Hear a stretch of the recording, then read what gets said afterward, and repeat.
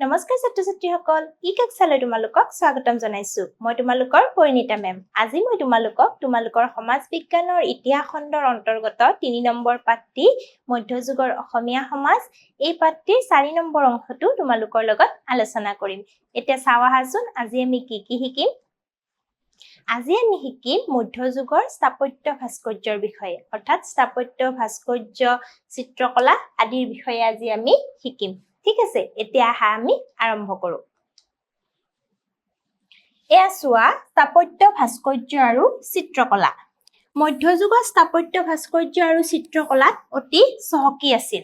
অৰ্থাৎ মধ্যযুগত কি আছিল? স্থাপত্য ভাস্কৰ্য আৰু চিত্ৰকলাৰ ক্ষেত্ৰত চহকী আছিল। আজিৰ অসমৰ অধিকাংশ স্থাপত্য ভাস্কৰ্য আৰু চিত্ৰকলা মধ্যযুগৰে অৱদান বুলি ক'লেও বঢ়াই কোৱা নহ'ব। উল্লেখযোগ্য যে এইবোৰৰ বেছিভাগেই আকৌ আহোমসকলৰ দিনতেই নিৰ্মাণ কৰা হৈছিল। অৰ্থাৎ আজি যিবিলাক স্থাপত্য ভাস্কৰ্য আমি দেখিবলৈ পাওঁ সেইবোৰ বেছিভাগেই কি মধ্যযুগৰে, আৰু তাৰে বেছি সংখ্যক আকৌ আহোমসকলৰ। অৰ্থাৎ অসমলৈ যি স্থাপত্য ভাস্কৰ্যৰ অৱদান আগবঢ়াই থৈ গৈছিল তাৰ ভিতৰত আহোমসকলৰ নাম কি উল্লেখযোগ্য। তাৰপিছত চোৱা কছাৰীসকলৰ স্থাপত্য ভাস্কৰ্য। এতিয়া আমি চাম কছাৰীসকলৰ স্থাপত্য ভাস্কৰ্যৰ ক্ষেত্ৰত কি অৱদান আছিল।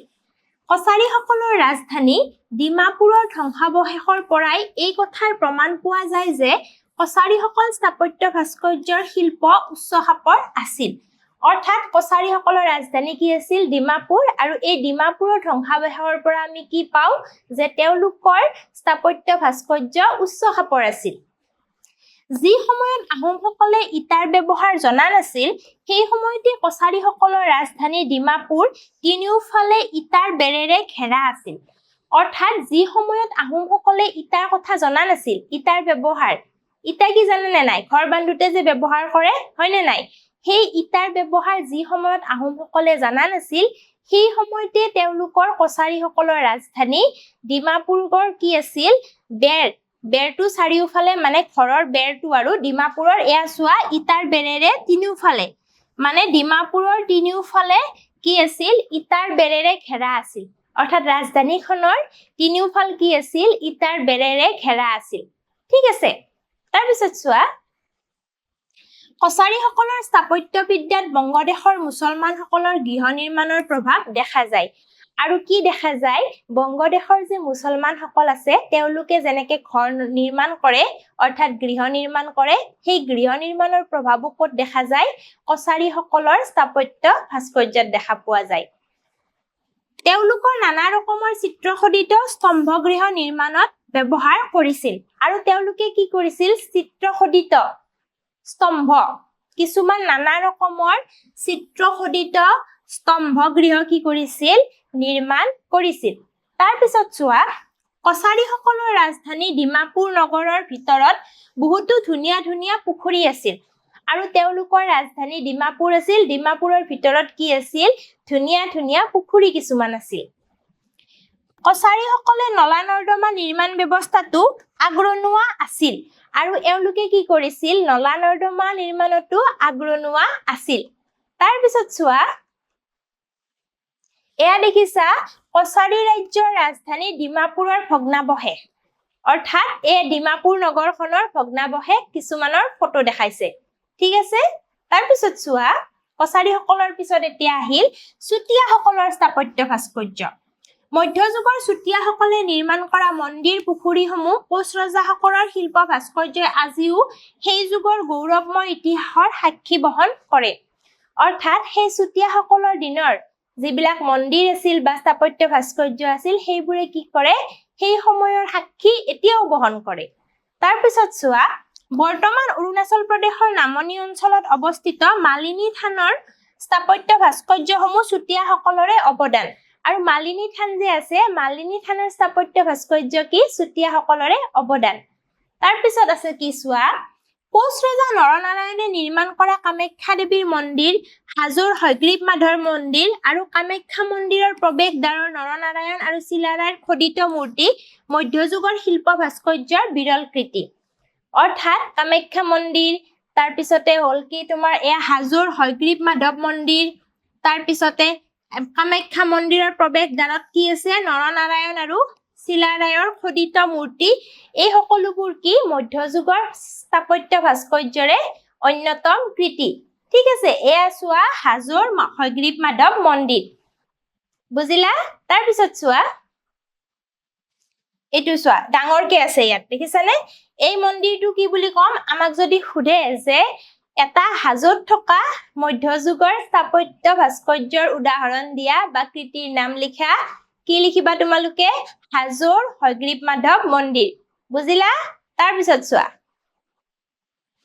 আহোমসকলৰ স্থাপত্য ভাস্কৰ্য এতিয়া আমি চাম আহোমসকলেনো কি কৰিছিল আহোম যুগৰ মঠ মন্দিৰ দৌল দেৱালয় ৰাজপ্ৰসাদ শিলৰ সাঁকোসমূহ মধ্যযুগৰ স্থাপত্যৰ অন্যতম নিদৰ্শন অৰ্থাৎ আহোম যুগত যিবোৰ নিৰ্মাণ কৰা হৈছিল দৌল দেৱালয় শিলৰ সাঁকো আদিও কি মধ্যযুগৰ স্থাপত্য শিল্পৰ অন্যতম নিদৰ্শন আহোমসকলে পুনতে তেওঁলোকৰ ঘৰবোৰ কাঠ আৰু বাঁহেৰে দুমহলীয়াকৈ সাজি লৈছিল প্ৰথমতে কি কৰিছিল কাঠ আৰু বাঁহেৰে তেওঁলোকৰ ঘৰবোৰ দুটা মহল দুমহলীয়াকৈ কি কৰিছিল সাজি লৈছিল এইবোৰ কাৰুকাৰ্য খচিত আছিল আৰু এইবোৰ কি আছিল কাৰুকাৰ্য খচিত আছিল পাছলৈ তেওঁলোকে মিহি বহল টান ইটা ব্যৱহাৰ কৰি ঘৰ সাজিবলৈ লৈছিল আৰু পিছলৈ তেওঁলোকে কি কৰিলে মিহি টান আদি ইটা ব্যৱহাৰ কৰি ঘৰ সাজিবলৈ ললে বৰ্তমান সিমেন্টৰ সলনি গুড় মাটিমাহ শিলচূণ শামুক চূণ চকাচূণ বৰালি মাছ তেল ধুনা আদিৰ মিশ্ৰণেৰে কঢ়াল তৈয়াৰ কৰি লৈছিল এতিয়া যেনেকৈ সিমেন্টেৰে কৰে তেতিয়া কি কৰিছিল কিছুমান পদাৰ্থ মাটিমাহ কণী তাৰ পিছতে চূণ আদি বিভিন্ন ধৰণৰ কিছুমান পদাৰ্থৰে কি কৰিছিল এটা কঢ়াল তৈয়াৰ কৰি লৈছিল শিৱসাগৰৰ বিখ্যাত শিৱদৌল বিষ্ণুদৌল আৰু দেৱীদৌল আদি দৌলবোৰ এনেকৈ ইটা আৰু কঢ়াল ব্যৱহাৰ কৰি নিৰ্মাণ কৰা হৈছিল আৰু শিৱদৌল দেৱীদৌল আদি কি কৰিছিল এনেদৰে কঢ়াল তৈয়াৰ কৰি কি কৰিছিল নিৰ্মাণ কৰিছিল তাৰ পিছত চোৱা জানি থওঁ আহা আহোম স্বৰ্গদেউসকলে নিৰ্মাণ কৰা অৰ্থাৎ আহোম স্বৰ্গদেউসকলেনো কি নিৰ্মাণ কৰিছিল চোৱা দেৱীদৌল জয়দৌল উমানন্দ মন্দিৰ উগ্ৰতাৰা মন্দিৰ কামাখ্যাৰ সিদ্ধেশ্বৰ আৰু কামেশ্বৰ মন্দিৰ তাৰ পিছত অশ্লকান্তৰ জনাৰ্দন মন্দিৰ শুক্ৰেশ্বৰ মন্দিৰ আৰু ৰুদ্ৰেশ্বৰ মন্দিৰ দেওগাঁও আৰু বিশ্বনাথৰ শিৱ মন্দিৰ বশিষ্ঠাশ্ৰম আৰু মন্দিৰ নৱগ্ৰহ মন্দিৰ দীৰ্ঘেশ্বৰী মন্দিৰ চক্ৰাকাৰ মন্দিৰ আৰু আহোম স্থাপত্য শিল্পৰ অতুলনীয় অৱদান অৰ্থাৎ এইবোৰ কি আহোম স্থাপত্য শিল্পৰ অতুলনীয় অৱদান ঠিক আছে আহোম স্থাপত্য শিল্পৰ অতুলনীয় বা লেখত লবলগীয়া অৱদান হল এইসমূহ মনত থাকিব তাৰ পিছত চোৱা এতিয়া চোৱা গড়গাঁও কাৰেংঘৰ ৰংপুৰৰ ৰংঘৰ আৰু তলাতল ঘৰ আহোমসকলৰ অক্ষয় কৃতি আহোমসকলৰ অক্ষয় কৃতি কি ৰংঘৰ কাৰেংঘৰ তলাতল ঘৰ এইবোৰ কি আহোমসকলৰ অক্ষয় কৃতি স্বৰ্গদেউ ৰুদ্ৰসিংহৰ সময়ৰ পৰাই আহোম স্থাপত্যত কিছু মোগল আৰু পাৰ্চী নিদৰ্শনৰ ছাপ পৰিল আৰু ৰুদ্ৰসিংহৰ সময়ৰ পৰা কি হল আহোম স্থাপত্যত মোগল আৰু পাৰ্চী নিদৰ্শনৰ ছাপ পৰিছিল থাকিব মনত কাৰ দিনৰ পৰা ৰুদ্ৰসিংহৰ দিনৰ পৰাই তাৰ পিছত চোৱা এতিয়া চোৱা শিলৰ সাঁকোসমূহৰ ভিতৰত নামদাং দৰিকা ৰহদৈ আদি আৰু দিজয় সাঁকো উল্লেখযোগ্য নামদাং দৰিকা ৰহদৈ দিজয় আদি সাঁকোবিলাক কি শিলৰ সাঁকোৰ ভিতৰত অন্যতম আহোম যুগত খন্দা পুখুৰীসমূহেও সেই কালৰ স্থাপত্যৰ অন্যতম নিদৰ্শন দাঙি ধৰে অৰ্থাৎ আহোম যুগত যি পুখুৰী খন্দা হৈছিল সেইবিলাকেও কি কৰে সেই সময়ৰ স্থাপত্যৰ নিদৰ্শন দাঙি ধৰে আহোম যুগৰ ৰহধলা পুখুৰীসমূহ যেনে জয়সাগৰ শিৱসাগৰ গৌৰীসাগৰ পুখুৰী অসমৰ অন্যতম ঐতিহ্য আৰু আহোম যুগৰ ৰহধলা পুখুৰী জয়সাগৰ গৌৰীসাগৰ আদি কি অন্যতম কৃতি এইটো চোৱা জয়সাগৰ পুখুৰী আহোম যুগৰ ৰহধলা পুখুৰীৰ এটা অন্যতম কৃতি বা স্থাপত্য বুলি ক'লেও আমি ভুল কোৱা নহব এইটো কি জয়সাগৰ পুখুৰী ঠিক আছে তাৰ পিছত আমি জানি থওঁ আহা চাম পানীৰ বিচাৰি খান্দি তাত নাদ বহুৱাই নাদত ৰহ পাৰা ঢালি পানী ফটফটীয়াকৈ ৰখা পুখুৰীবোৰকে ৰহধলা পুখুৰী বোলা হৈছিল অৰ্থাৎ পাৰা ঢালি কি কৰা হয় পানী ফটফটীয়াকৈ চাফা পানী আৰু সেই চাফা পানীৰ পানীবিলাককে কি বুলি কয় বা অৰ্থাৎ যি পুখুৰীৰ পানীবোৰ একদম ফটফটীয়া চাফা সেইবিলাককে কি বুলি কোৱা হৈছিল ৰহধলা পুখুৰী বুলি কোৱা হৈছিল তাৰ উদাহৰণ আমি পালো নহয় জয়সাগৰ গৌৰীসাগৰ হয়নে নাই তাৰ পিছত চোৱা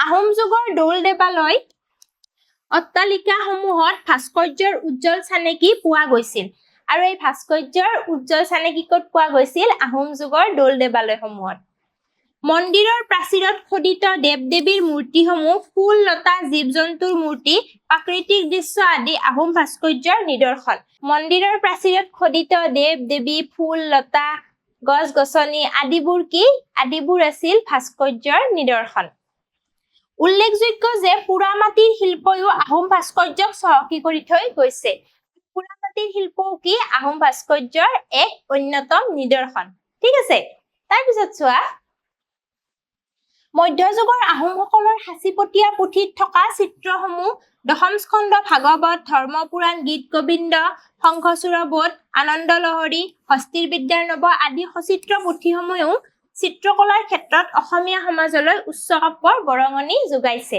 অৰ্থাৎ কিছুমান পুথি যিবিলাক সাঁচি পুথি বুলি কওঁ তাৰপিছত কিছুমান সচিত্ৰ পুথি আছিল সচিত্ৰ পুথি কোনবোৰ এইবোৰ আনন্দ লহৰী হস্তি বিদ্যাৰ নব শংখচূড়াবোধ লগতে কিছুমান পুথিত থকা চিত্ৰসমূহ দশম স্কন্ধ ভাগৱত গীত গোবিন্দ আদিবোৰেও কি কৰে চিত্ৰকলাৰ ক্ষেত্ৰত অন্যতম অৱদান আগবঢ়ায় ঠিক আছে এতিয়া চাও আহা মূল্যায়নৰ ফালে প্ৰথমটো চোৱা কোনজন স্বৰ্গদেউৰ সময়ৰ পৰা আহোম স্থাপত্যত মোগল আৰু পাৰ্চী নিদৰ্শনৰ স্থাপ পৰিছিল কাৰ সময়ৰ পৰা পৰিছিল স্বৰ্গদেউ ৰুদ্ৰসিংহ হয়নে নাই অৰ্থাৎ ৰুদ্ৰসিংহৰ দিনৰ পৰাই কি হৈছিল আহোম স্থাপত্যত মোগল আৰু পাৰ্চী নিদৰ্শনৰ ছাপ পৰিছিল বুলি আমি জানো ঠিক আছে তাৰ পিছত চোৱা এটো কি আছে চোৱা কছাৰীসকলৰ স্থাপত্য বিদ্যাত বংগদেশৰ দেশসকলৰ গৃহ নিৰ্মাণৰ প্ৰভাৱ দেখা যায় কাৰ দেখা যায় বংগদেশৰ মুছলমানসকলৰ হয়নে বংগদেশৰ কি হ'ব